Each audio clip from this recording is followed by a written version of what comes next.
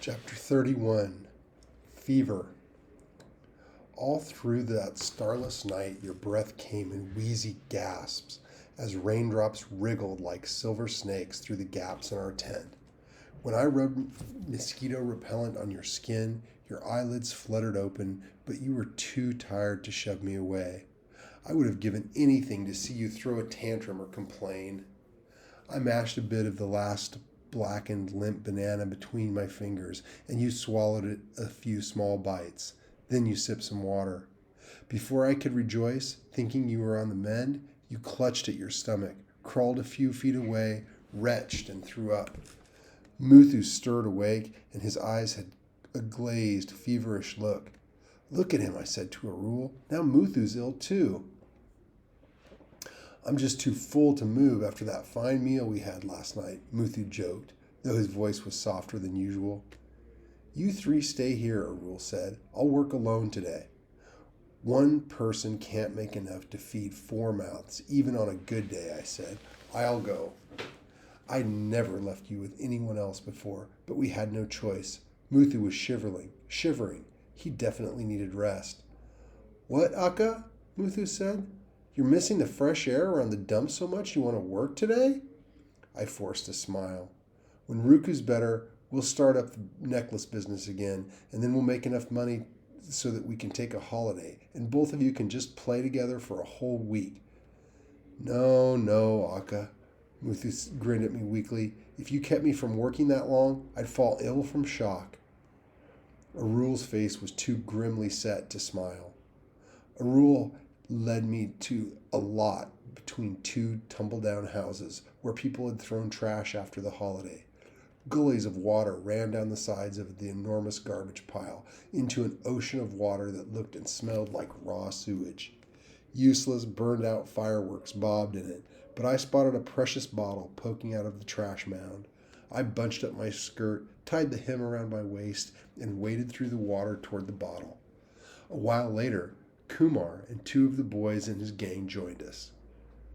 "Where's that brat Sridhar, so I can stay away from him?" I craned my neck, searching for the rude boy. "He's gone," Kumar said. "Gone?" I echoed. "Happy to hear it. Gone where?" "Dead," Kumar said. "Dead?" I thought he went on holiday?" Kumar gave a bitter laugh. "He got sick from something, kept vomiting, and then—" "I'm so sorry." I looked down at the gray sludge into which my feet had sunk. "I'm really, really sorry." "Don't be." Kumar churned the filthy water with his stick. "Kids die every day. You start feeling sorry, so you'll drown."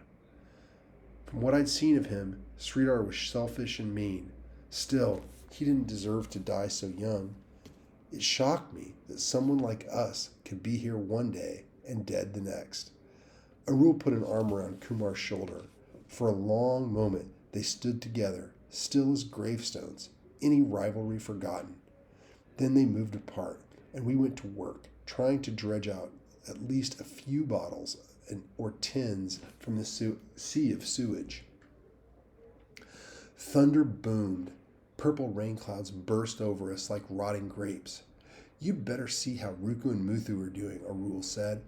"I'll sell what we found." Sheets of rain blinded me as I hurried to the graveyard. In spite of how brave you'd been with Kuti during Diwali, I was scared I'd find you cowering with fear when I returned. What I found was even scarier. Your body was in a tight knot. Your lips twitched, but no sound escaped them. Your forehead was hot, and your hair was mangled with sweat. Kuti was pacing about restlessly, as if he understood that you weren't well, and it upset him as much as it upset me. "Her fever's worse, I think," Muthu said. His own eyes still had a feverish glaze. "Rest. I'll look after both of you." Muthu fell into an exhausted sleep. I dipped our towel in cool rainwater and squeezed it over your eyes, but your forehead stayed burning hot. I dripped water past your lips every time I could. I lost track of how many desperate hours went by. The wind picked up. It tore away the plastic tablecloth we'd used as a door and sent it flapping like a bat across the dark graveyard. Kuti and I raced after it. I pinned it down, but only after it was nearly torn in two. Struggling against the wind and lashing rain, I tied the ragged pieces as best I could across the gap, but everything inside was already wet. A rash had broken out on your back, making your skin as rough as sandpaper, and you moaned every now and then. Muthu slept on, not waking, even while Arul staggered into the storm-ravaged shelter without money and with hardly any more food. I ran into a nasty gang, he said. They stole our stuff and shoved me into a gutter, but thankfully they didn't beat me up. All we had for dinner was what we'd been able to scrounge out of the garbage.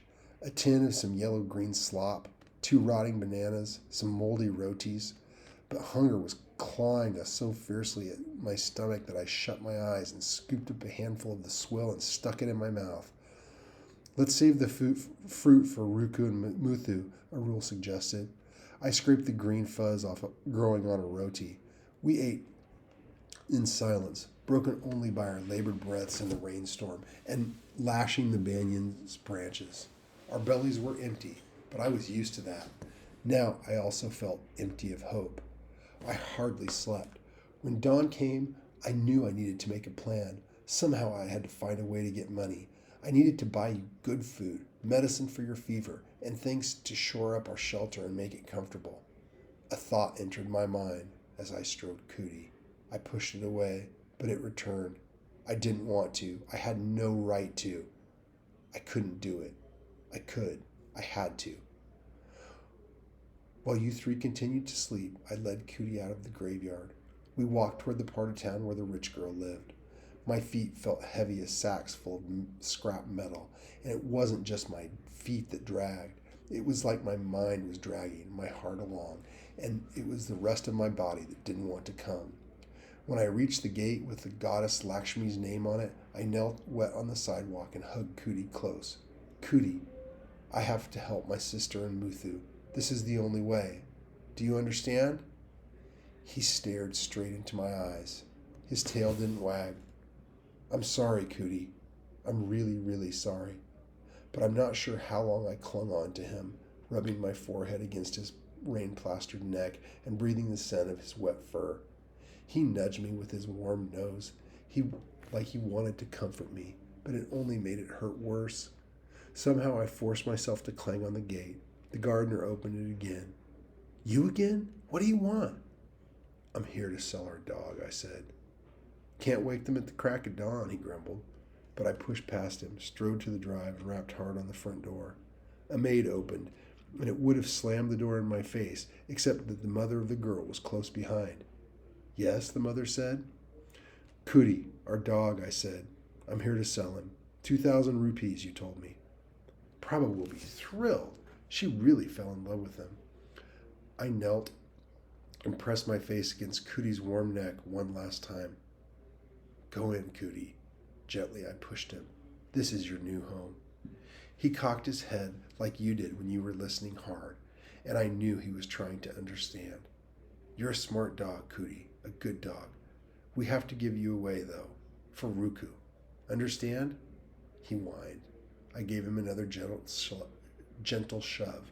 You'll like this place. Stay here. The mother rustled off and returned with the money and a package. Here's some money and some food, and he'll be happy here, I promise, she said. My eyes were blinded with tears, and I couldn't thank her. Without saying another word, I turned around and walked away. Cootie tried to follow. I heard him yowl, heard his toes clip-clop against the floor as he struggled to break free before the door slammed behind me. Chapter 33. Lies. The pharmacist sold me blister packs of pills to soothe pain, bring down fever, and help you sleep. You need to see a doctor if someone in your family's got a fever, he warned. There's a bad illness going around. He was trying to be kind, I could tell. I almost asked him if he knew a good doctor or a good hospital. Then I remember how Amma had shielded you from doctors and hospitals. I hadn't come so far with you to risk having strangers snatch you away and lock you in an institution forever. On the way to the graveyard, I stopped to buy 2 new tarps, one to lay across our tent so we could keep dry again, and another for a better door. Prabha's mother had given us perfectly good bananas and bags of banana chips, but from a nearby stall, I bought a doll with a bright black hair you could comb. Then, as I hurried back, I dreamed of how I'd spend the rest of our money later on things that would make our life more comfortable, starting with a foam mattress for you and Muthu, and new books for me to read to everyone. Arul was looking back at me when I returned.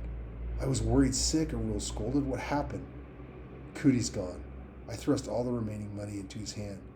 You sold? Arul didn't seem to be able to finish the sentence. At least I didn't have to explain. Ruku won't really mind, I tried to convince myself. She had a doll she used to love. I got her this, see? Arul didn't say anything. He didn't frown. He didn't smile either. Ruku, I shook you gently. I have medicine and fresh bananas. I waved a bright yellow one under your nose. You were unusually docile, swallowing the medicine without any argument. Cootie, your eyes searched the tent. Cootie's gone, I said. Gone, you echoed. Who's gone? Muthu opened his eyelids and sat up. Cootie left. I thought of saying Cootie was run over by a truck, but what if Muthu asked to bury the body? Can't be, Muthu protested. He'd never run off before. Maybe he just didn't like living here in the graveyard. The more I said, the less convincing my lie sounded. He's gone, I'm telling you. Gone. Dogs don't just go away, Muthu said. How do you know? You've had dogs before, or what? He loved us. Muthu's confidence was unshakable. He was just a dog, not a human being. Even humans leave people they love. Dogs are loyal, Muthu said. Maybe Kuti wanted a better life, so he left. For the first time since you'd fallen ill, you seemed to be following a conversation. I felt triumphant, as if the medicine was already working, although I knew no medicine worked right away. Enough about Kuti. I bought medicine for both of you. Ruku's had hers. Now you. Thanks, Akka, Muthu whispered. My head hurts. My joints and bones, even behind my eyes. I'm hurting all over. You'll be better tomorrow, Arul said, once the medicine starts working. I was sure I'd done the right thing until you murmured, Kuti left. The quiet acceptance in your tone jolted me, and I wondered if my lie about Kuti not loving us enough to stay had hurt you worse than I'd pretended, if I'd pretended he died. It sounded like you'd given up altogether, on him, on me, on everything.